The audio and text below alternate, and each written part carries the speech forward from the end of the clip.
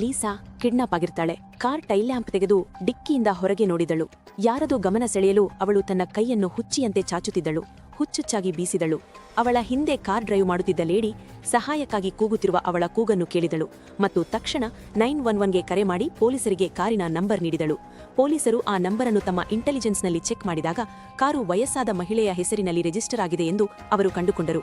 ಇದು ಆ ಲೇಡಿಗೆ ಇನ್ನಷ್ಟು ಅನುಮಾನವನ್ನುಂಟು ಮಾಡಿತು. ಅವಳು ವೇಗವಾಗಿ ಹೋಗಿ ಹತ್ತಿರ ನೋಡಿದಳು. ಸಣ್ಣ ಕೂದಲಿನ ಯಂಗ್ ವ್ಯಕ್ತಿ ಡ್ರೈವ್ ಸೀಟಿನಲ್ಲಿ ಕುಳಿತಿದ್ದ. ಈಗ ಆ ಕಿಡ್ನಾಪರ್ಗೆ ಯಾರೋ ತನ್ನನ್ನು ನೋಡುತ್ತಿದ್ದಾರೆಂದು ಅನುಮಾನ ಬಂತು. ಅವನು ಇದ್ದಕ್ಕಿದ್ದಂತೆ ಸ್ಪೀಡ್ ಹೆಚ್ಚಿಸಿದನು. ಹೈವೇಯಿಂದ ಸರ್ವಿಸ್ ರೋಡ್ ಕಡೆಗೆ ತಿರುಗಿದನು. ಲೀಸಾ ಮತ್ತೆ ಟ್ರಂಕ್ನಿಂದ ಹೊರಗೆ ನೋಡಿದಳು. ರಸ್ತೆಯಲ್ಲಿ ಯಾರೂ ಇರಲಿಲ್ಲ.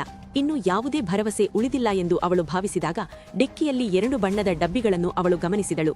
ರಸ್ತೆಯಲ್ಲಿ ಉದ್ದವಾದ ಬಿಳಿ ಗೆರೆಯನ್ನು ರಚಿಸಲು ಅವಳು ಬೇಗನೆ ಬಣ್ಣವನ್ನು ಸುರಿದಳು. ಕಾರು ಡಿವೈಡರ್ ಅನ್ನು ತಲುಪಿದಾಗ ಬಿಳಿ ಗುರುತು ಸ್ಪಷ್ಟವಾಗಿ ಕಾಣುತ್ತಿತ್ತು.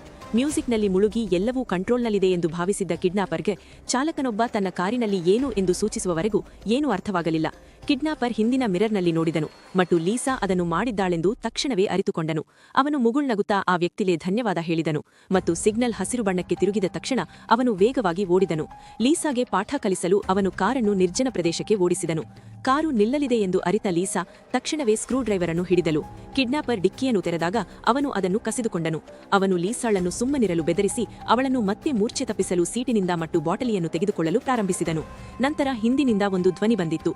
ಮೊದಲು ಸಹಾಯ ಮಾಡಿದ್ದ ಅದೇ ಚಾಲಕ ಅವರನ್ನು ಹಿಂಬಾಲಿಸಿದನು. ಕಿಡ್ನಾಪರ್ ಬೇಗನೆ ತಡಬಡಾಯಿಸಿದ. ತಾನು ಏನನ್ನಾದರೂ ಸರಿಪಡಿಸುತ್ತಿದ್ದೇನೆ ಮತ್ತು ಎಲ್ಲವೂ ನಿಯಂತ್ರಣದಲ್ಲಿದೆ, ನೋ ಪ್ರಾಬ್ಲಮ್ ಅಂದ. ಆ ವ್ಯಕ್ತಿ ಇನ್ನೂ ಕೆಲವು ಹೆಜ್ಜೆಗಳನ್ನು ಇಟ್ಟರೆ ತನ್ನ ಕೃತ್ಯ ಬಹಿರಂಗಗೊಳ್ಳುತ್ತದೆ ಎಂದು ಅವನಿಗೆ ತಿಳಿದಿತ್ತು. ಆ ವ್ಯಕ್ತಿ ಹಿಂದಕ್ಕೆ ಹೋದ, ಗೊಂದಲಕ್ಕೊಳಗಾದನು ಮತ್ತು ತನ್ನ ಕಾರಿಗೆ ಹಿಂತಿರುಗಿದನು. ಆದರೆ ಆತಂಕವು ಹಾಗೆ ಉಳಿಯಿತು. ಅವನು ಕೊನೆಯ ಬಾರಿಗೆ ಹಿಂತಿರುಗಿ ನೋಡಿ ತನ್ನ ಫೋನ್ ತೆಗೆದು ಸಹಾಯಕ್ಕಾಗಿ ಕರೆ ಮಾಡಲು ಪ್ರಾರಂಭಿಸಿದನು.